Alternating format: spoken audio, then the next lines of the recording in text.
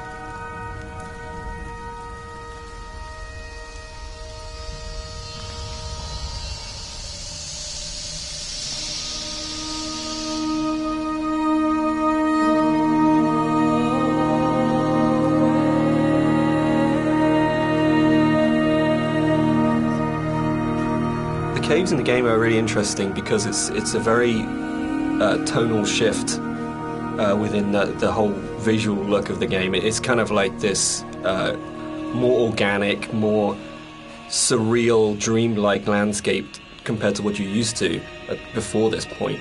It's we kind of used the visuals and this kind of unreal theme very subtly, but here it's kind of at the forefront. And it's, to me, has kind of been designed as this kind of journey through the inner self, through the body, and it's really. This for me is probably the most pivotal music cue in the game, and it's the one that most people write to me about to say that they are absolutely obsessed with and they love.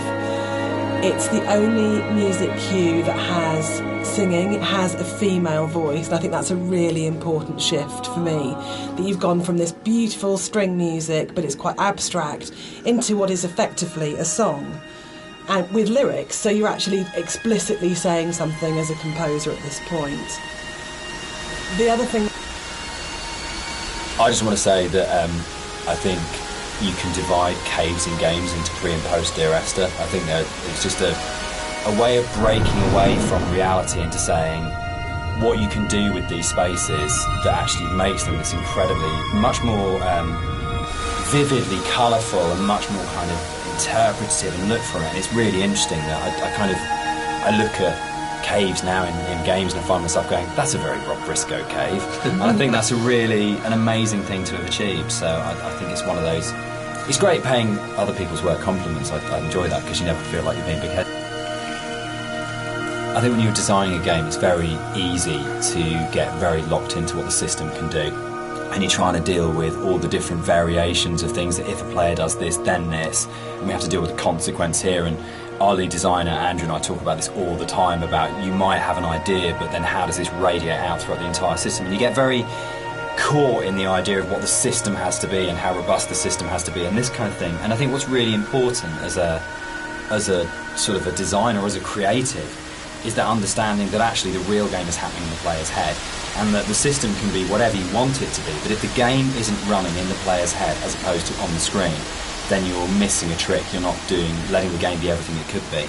And I think the great thing about working with a game as simple as Esther in a way is that those sort of consequences of player interaction, there's not a huge number. What's really important to me is that Dear Esther started out as a Half-Life 2 mod, and if the Half-Life 2 modding community hadn't championed it and celebrated it and downloaded it a lot and talked about it and loved it, then it would never have been a game. So it's never really bothered me, the kind of is it a game conversation, because as far as I can see it, Dear Esther and after it's been inspired by it, this was championed by Half-Life 2 modders, and they made it what it is. And so if you've made something that the real kind of hardcore... Dear Esther was my first foray into writing music for games, and I actually approached it very traditionally, so more as a film score than a traditional interactive game music score.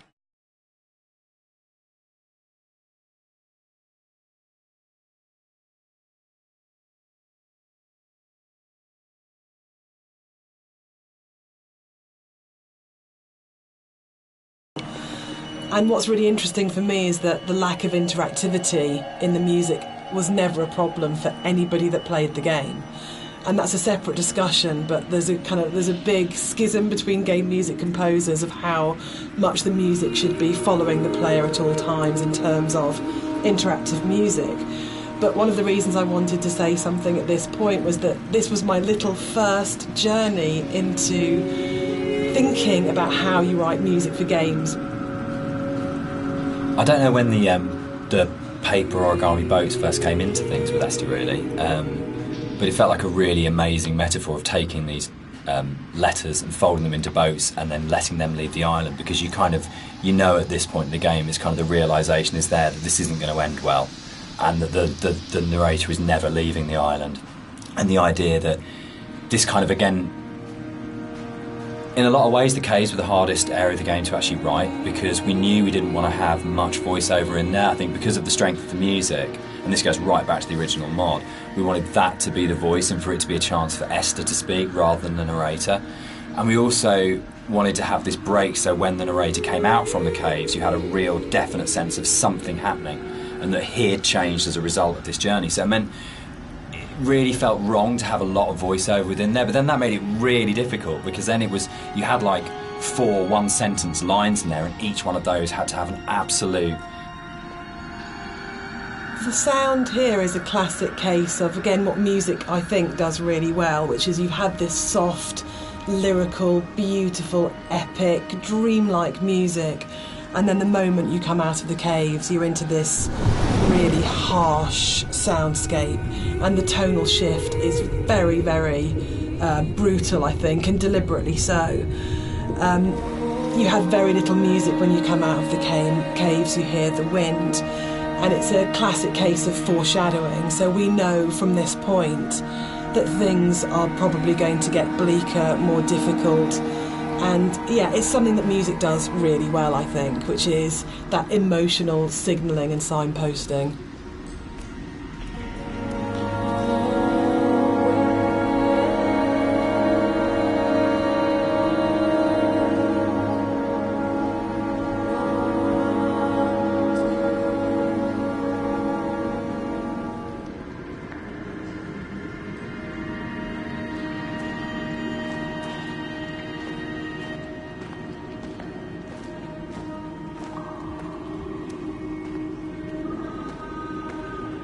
This whole area moved, didn't it? The original mod, this was a cave right at the beginning of the caves where everything was written, and it moved to the back end of the level, and we had this long corridor that's full of these kind of... it's the point of high madness, I think, in the game, isn't it? Yeah, it's kind of just where you feel like you're losing the plot completely, both like visually and auditory, and you know, it's kind of like this really frenetic moment for me.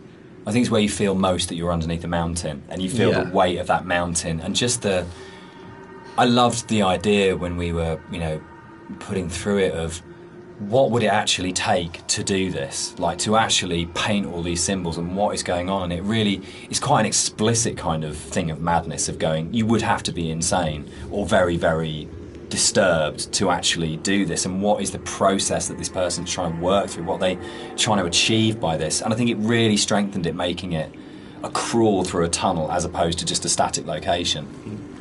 Yeah, I think it's the This is a bit more of a contentious one because we disagree on this one. I struggle with this. With the points in the caves where you duck above and below the water, and you have to have that transition of audio, and I love the audio on both sides of the surface tension of the water, but I really struggle with you breaking water because it's such a hard edge to the sound, and I don't think there's any other way around that. And you need to have those moments where you do go underwater because it's so important. But it's one of the areas that's never sat very comfortably with me, because I feel like in a level which hasn't got a single edge in it, it's the one edge within it, and it breaks me. And that's why I think it's so successful, because you've been lured into this completely hallucinatory, dreamlike world, and then all of a sudden, as a player, you're... The motorway scene, the biggest new addition to between the mod and the commercial version. This didn't exist in the mod at all. It was a completely new thing. Yeah, it's So the admission really is that I did play fast and loose with the geography of the M5. There isn't actually a welcome break service. It's just outside the junction of Sanford. But As we also know, pointed out to you. players. I mean, what a thing if you make something that's based vaguely on somewhere in real life. In terms of a compliment, when you're getting emails from players going, there isn't a welcome break there, and people really trying to work out where is this, and whole threads about where on the M5 it is. That's just the most amazing feeling. But I think what I think works really, really well in Esther, and again it's something that I think is really carried forward to our other games, is that a lot of the time we're not dealing with kind of like big, glamorous, amazing, epic places. It's a sort of like a ratty little island in the Hebrides. It's someone who lived in Wolverhampton. It's just outside, a service station on a stretch of the M5. And I think that earths what's going on. Gives it a realness as well, particularly when you sort of put it against the surrealness of the caves. Actually, kind of going, this is really surreal and this is really, really dreamlike. But actually, I'm talking about, a car accident just outside a little chef, and that playing off those two things against each other. It's like making the ordinary extraordinary. Absolutely, yeah.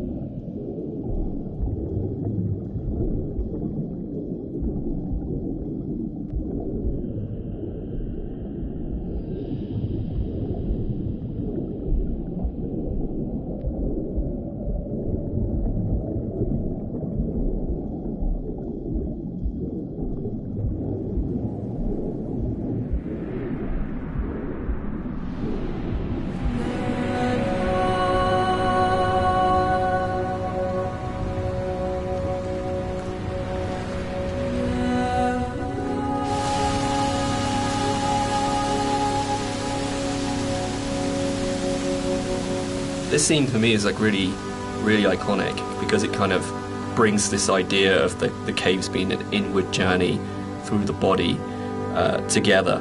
It's really kind of like a symbol of rebirth, and it actually brings together a lot of the visual goals that I wanted to achieve with a lot of the symbolism in the game. Like I've talked a little bit about how the environment was kind of designed to provoke emotions, and kind of the impressionistic style gives you just enough information to make you